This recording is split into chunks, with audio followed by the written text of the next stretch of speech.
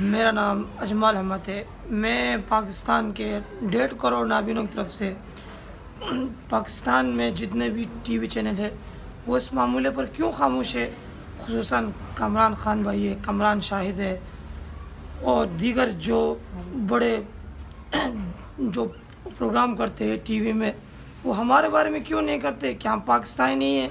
हमें आइन ने हमें हुकूक दिया है पाकिस्तान के अंदर, जो हमारा कोटन को बहाल नहीं करते। हमारा धरना होता है जब लाहौर में, इसको कोई टीवी चैनल में दिखाने के लिए इसको किसको तौफीक नहीं होता है। क्यों ये हमारे साथ देखा जा रहा है? पाकिस्तान के ब्लाइंड जो है खुसूसी, उनका पास तालीम भी है, 16 उन्होंने यानी पूरा MA वो किया है, इस्लामियत तक पढ़ा है, इनको जॉब क्यों नहीं मिल रहा है? क्यों हमारे साथ ये ज़्यादती हो रहा है? मैं इन सब से रिक्वेस्ट करना चाहता हूँ कि भाई हमारे बारे में खुदा प्रोग्राम करे।